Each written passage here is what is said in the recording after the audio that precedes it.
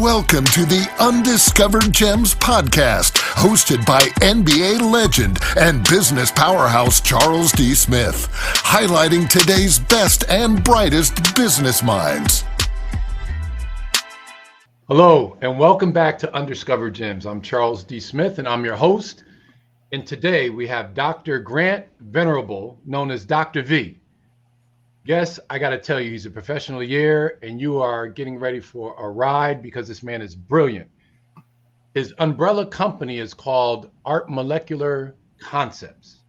Under that umbrella are many facets. And what he does in his life, he is a philosophical experimentalist. What do we mean by that? He experiments everything that he touches. And we're going to have a good time talking about quite a few things. I can tell you right now, the time in this show is not enough. I'm going to tell you in advance, but put on your seatbelt and let's go for a ride. Dr. V, how are you today? Well, I'm fine. I'm glad I'm fine. Good. So open up. Tell us a little bit about the overarching title of a experimentalist, a philosophical experimentalist. It means one day I discovered sometime in my 50s, I realized I do experiments on everything I think about, and not just in a laboratory that has the formal instrumentation, but that's where I developed the discipline to think experimentally about everything in my life. I do that especially with the news, which can get very thick and chaotic, but it can be addressed with an experimental approach, an ethos of experimentation, where you develop a simple hypothesis that says, what's going on here? And then you develop benchmarks for testing your hypothesis. So one of the most important outcomes of an experimental ethos is being able to predict. If you have a hypothesis, it has to predict something, preferably. And so there's almost nothing in our lives that does not yield itself to that test.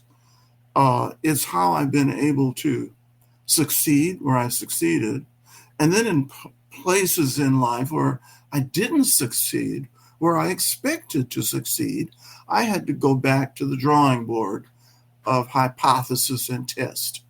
And that didn't start to happen until I got to graduate school at the University of Chicago, which is probably the best university for that to happen, because if nothing, it is philosophical in its experimental approach. It teaches the students, and it develops faculty who are experts on that. Now, there's historic background to that, which places like Chicago are expert with. And we see a lack of that in really higher education today.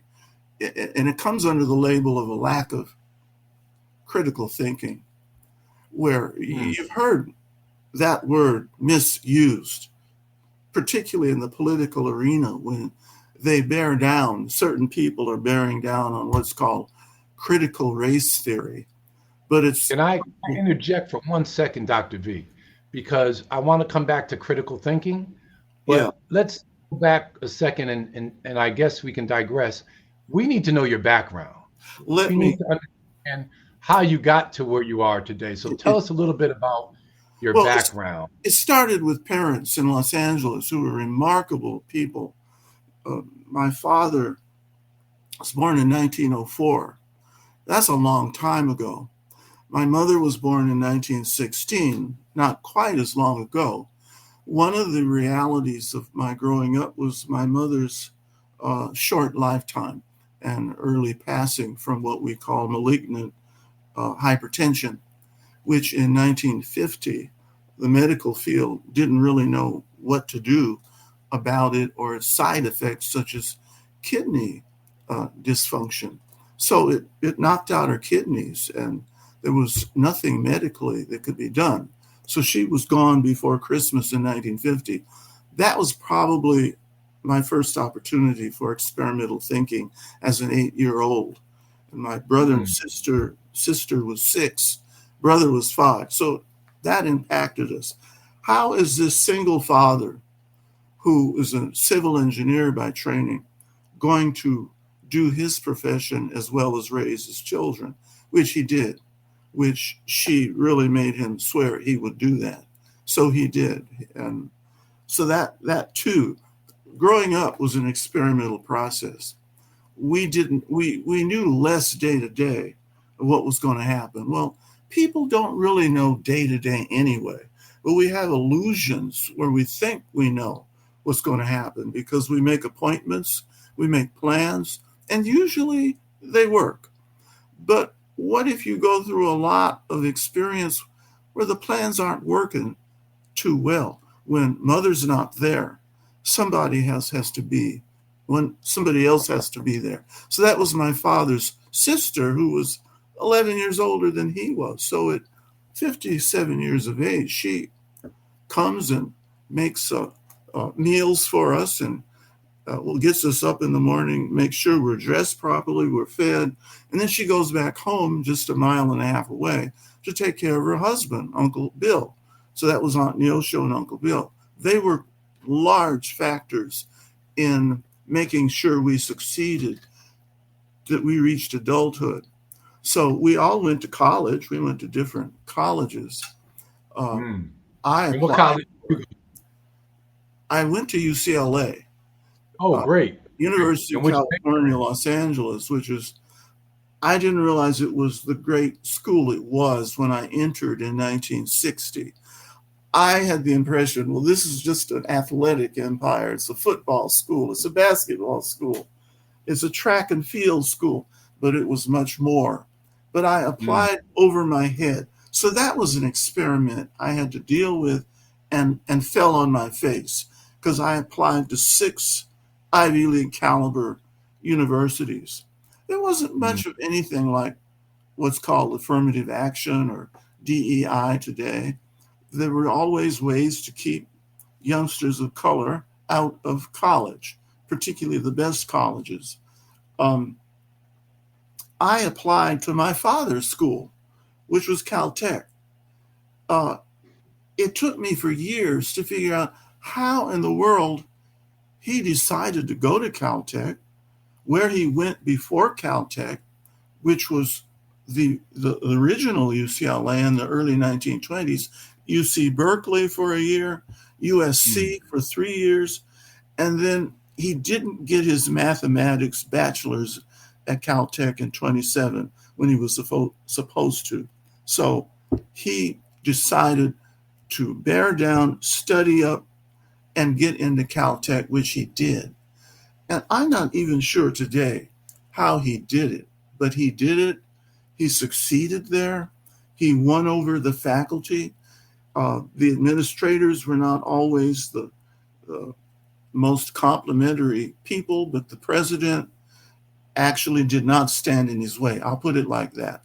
This was an era of eugenics in Southern California corporate life. What is eugenics? It means good genes.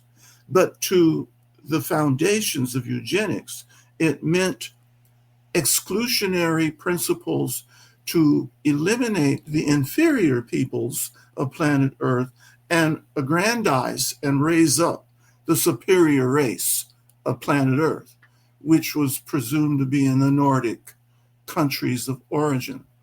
And even then, it was anti-Semitic. That was not a tenet that eugenics favored. So it wanted a Christian Protestant system, and that was the elite.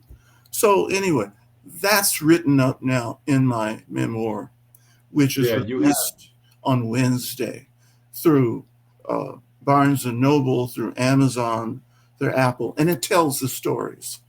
It's ebooks, quite a lengthy. A few. So I'll refer to what's in there, but what really it starts with ancestors. It is said that African American people don't know much about their ancestry before the Civil War. There just aren't the records. Fortunately, my mother's parents kept everything they had. So their records take us back to the late 1700s. So I know quite a bit about my great-great-great-grandmother, great-great-grandmother, grandparents, all the way up through my parents. And it makes a story you never hear about. You don't read about it in textbooks. It's not the kind of story the people that are now trying to come into power don't want people to hear it. Because there was more success in that period of slavery than anyone ever thought there was. And that's what comes out in the book once others tell their stories. If you didn't grow up, if your ancestors didn't have a totally oppressive circumstance, they had a chance to succeed by at least surviving. If you survived to have children, they had children, they have children, but they learned from ancestors. They adjusted their brains to figure out, how do we survive better with each generation? That's the key to the whole thing. And that's how my dad was survived to get into something like Caltech and Berkeley and UCLA and USC. It's not all book learning. It's learning you learn from your mama and your papa and their mamas and papas, who are your grandparents. And you absorb that and you learn how to protect yourself in situations that need awareness to protect yourself. So my parents passed it along to my brother and sister and me. Okay, so the real jump starts after a bachelor's degree at UCLA in chemistry, which was my first love in high school, Manual Arts High School, Los Angeles, and then graduate school at the University of Chicago. That was one of the toughest experiences of my life. And I look back some days now and I say, how in the heck did I get a PhD in physical chemistry, chemical physics? But I know how I did it. It meant I didn't give up. Nothing could daunt me. And if I had a barrier, I figured out the people who could help me get around the barrier, through it, over it, or under it, or to just neutralize it. That is a big point that youth today need to master. Nobody's standing there with a plate of hors d'oeuvres for you to just pick and choose what you want, because most of your experiences are not going to be what you want. But it was my elders that showed us the way. Religion was involved, yes. Common sense was involved. Getting along with people that didn't look like you was involved. And that's a key point. I was able to make allies out of people who did not, prior to meeting me, particularly warm up to people in my background. And I was told that by other professors at the University of Chicago. Let's talk about your background a little bit. Talk about your educational background. What degrees did you achieve along the way? You started with 2, but share with us your academic, some of the. Well, there was a high school diploma with a concentration in mathematics and science. There were about 3 dozen of us at Manual that had been early on earmarked as going to college, whether you wish to or not. You were going to get ready for college. But there were probably 2 or 3 times as many who were not tracked early, but they went on into the service. I'll get back to my point about me. And they did college later, and some did. They succeeded as well as anybody from that high school.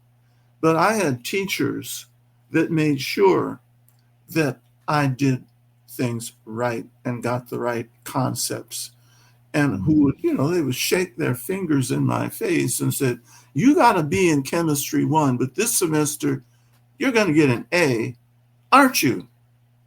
That kind of direct intervention by a teacher makes a big difference. Sure. And then that carried me through UCLA. I was in a depressive state of mind then. I didn't realize it, but I was, after not being admitted to Harvard, Yale, and whole lot of other schools. I was so discouraged. But it was one of my dad's old friends that called us after I graduated from high school. And he said, well, how's the family? Well, this man that called was named Joe Gear. Joe was the first Black tenured professor in the whole University of California system. He was an electrical engineering professor who had transferred from Berkeley to UCLA. So he asked, well, how are the kids doing? He said, well, young Grant is still trying to get into college. So he gave his direct instructions to get me into UCLA. And that's what I did. So that's where I started. I put myself back together, and I didn't do well. I got C's in calculus the first year. I was embarrassed about that. But the second year, I took freshman chemistry, and that's when the curve went up. When it was simple inspiration, no more than that. I studied freshman Chem 1A with one of the probably the first Egyptian chemistry, physical chemist, chemical physicist in the United States, who came right out of Egypt, bachelor's degree, went to Florida State, PhD, first job UCLA. His name was Mustafa El Sayed. The students loved that man. He was inspirational to them. But he looked like a lot of my kinfolk anyway. So that's really what got me on track.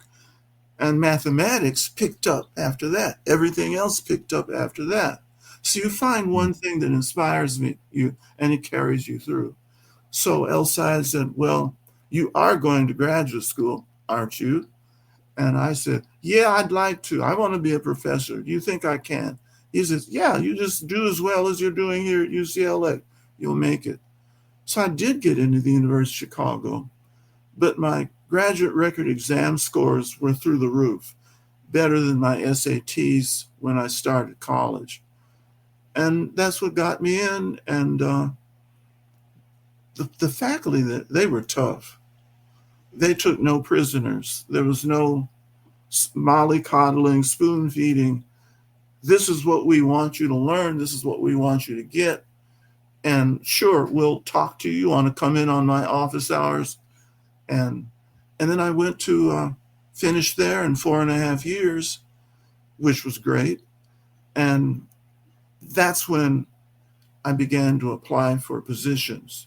Now, how are we there? I got 2 degrees at the University of Chicago, a master's of science and a PhD, a bachelor's at UCLA.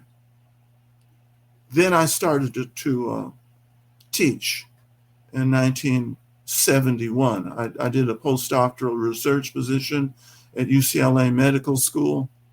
And then one of the key things that I talk about in my memoir is that a position I had worked on even before I graduated with a PhD from Chicago was an assistant professorship at University of California, San Diego, one of the top science and engineering schools in the country at that time.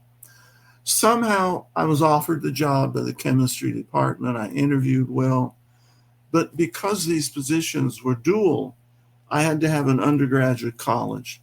And the undergraduate college was for Third College, which was for youngsters from Latino, African American, other minority backgrounds, and the faculty hit the ceiling. They did not want that kind of approach at the university. And so that somehow fell through, and I didn't get the chemistry position either. So I had to figure my way out of that, which I did. But this goes back to ancestors. You keep going. I taught high school for 1 year. And that's when I began to connect to a higher presence in my being that would advise me. Why did that happen in high school, teaching high school? It was like I applied for 200 positions. I got maybe an interview and invite, but I got nothing. I said, oh, Lord, what am I going to do? I don't have a job for fall 1971. But I did get a temporary job that summer of 71 from this brilliant chemist who had been at Howard University named Lloyd Ferguson, very famous in the chemistry field. They hired him as chair of chemistry at Cal State University, Los Angeles. That's different from UCLA. They're on the opposite sides of town. So Ferguson hired me for the summer as a summer lecturer. And every week, by the clock, he said, "Would you get a job yet?" I said, "No." He said, "You interested in teaching high school?" I said, "No, I want a research position, research and teaching." He asked me the next week, "You find a job?" This is how the ancestors operated. So he appointed himself as my immediate ancestor in chemistry. For 3 or 4 weeks, I said, "No, I haven't got a job." He said, "Well, this fellow's looking for high school people. You interested?" I kept saying no, no, no. But the fourth week, he gave the search guy my name and number, who called me at my apartment in Westwood and said, "Dr. Ferguson said you're looking for a job teaching high school." Notice the wisdom of the ancestors. Ferguson said, "Oh, this, young brother he's being a stubborn young brother, and he's not going to have a job." So the principal, I called him and he interviewed me and he hired me on his vacation while he was at the beach. And I taught for a year. And it was one of the most wonderful things I could have done, because it was the students who taught me how to teach them. I don't mean they were standing up there with a clipboard saying, "Do this, do that."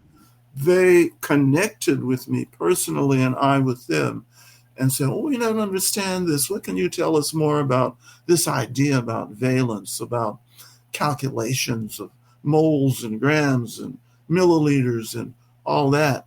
And so gradually I assimilated more to the human side of science, namely, how do you teach it to clueless youngsters? Again, another wonderful, unexpected accident occurred at the spring recess when the physics teacher said, "Go with me as a chaperone, and we're going to take 12 of my physics students up to Morro Bay State Park and camp out for the week." And I said, "Sure, I'll go." So I went with them. I listened to the spirit inside of me that said, "Go." And I went. The first day I was there, I told the physics teacher, "I'm going to drive into Cal Poly State University, which is just 12 miles from where we're staying. And I'm just going to sniff around for positions and see what's going on." I did. I talked to the chair of chemistry. Somehow the spirit guided him to do the right thing. He says, "We don't have any openings right now, but I'm going to have you fill out an application right here before you leave. And I'm going to take you to lunch in the staff dining room so you could talk to some of our other faculty." What he had set up was an interview without saying it was an interview. No promises, understand. But 3 weeks later, he called me. He said, "We had a sudden resignation right in your field of study. Are you still interested?" That's how I got in. Wow, that's awesome. This other side of life that began to cue me in from then on. It was saying, don't get stuck in even promises. Don't get stuck in fixed beliefs about how life is supposed to work. You're going to get into a flow on how it really works. Right. So where do we go from here? So let me ask you, more toward the communication aspect. You've stated that physical and social sciences and their divergent languages make interdisciplinary communication practically impossible for solving society's most pressing problems.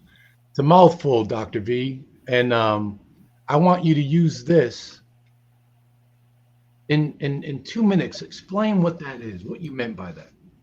It means you surrender to interdisciplinary thinking.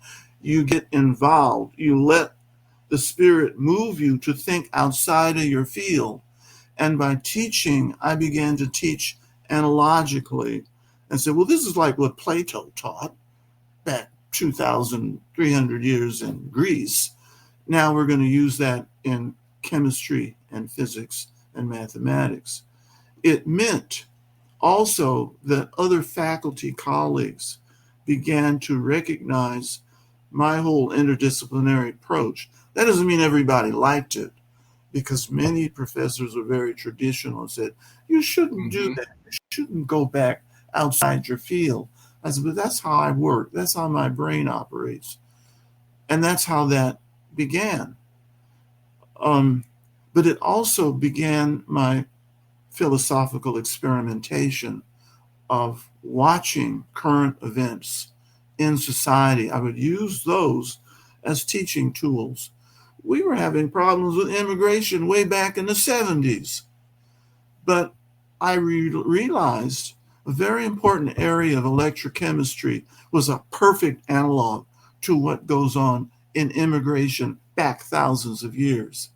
It doesn't come because people somehow decide in another country, oh, I think they're doing well. Like I see what's happening in the United States on the television and what I read. I think I want to take my family over there.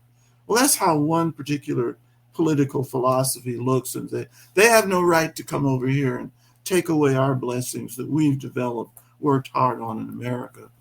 Electrochemistry teaches you that when we have electrochemical reactions, like when sodium is reacting with hydrochloric acid, something like that, there's electrons being transferred and those electrons do what people do when they immigrate.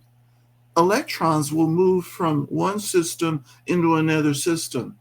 And they don't move because they say, oh, I think I like that system. No, it's because once they're in a system, the whole environment of that system gives them what's called a voltage reading that expresses their attachment to that system. But in another system, they may have a very low attachment to that system, and it has a very low voltage reading. But if you somehow connect these systems together, the electrons over here that have a low attachment for the system, maybe that's over here, but anyway, they go, there's a balancing. Electrons start to flow.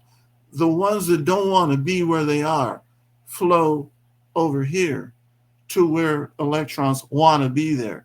And it keeps flowing until you release. It results in a balance between the two systems.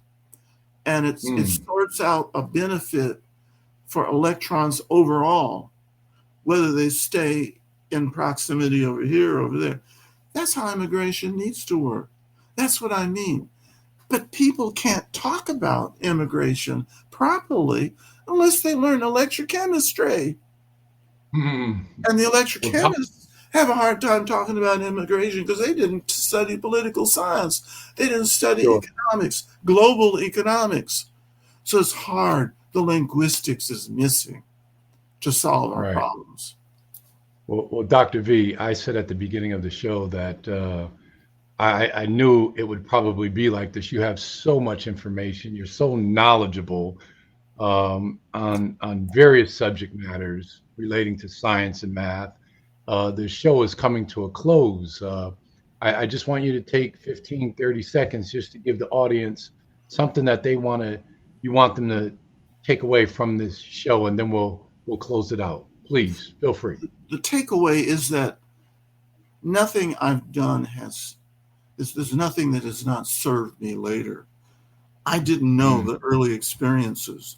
Even what I thought were disappointing failures were getting me ready by reacting constructively instead of embitteredly, elevated me to the next phase of my ability. So over the next 20 or 30 years, I became a leader in 3 universities in their academic operation until I became a provost. Well, provost is high as you can go unless you want to be a president. But I didn't need to be a president. I had as much influence as a provost to do that. Well, and now I'm retired from that, so I sit and write about great. what I And see. you've written so many books that people can purchase on Amazon, Barnes and Noble.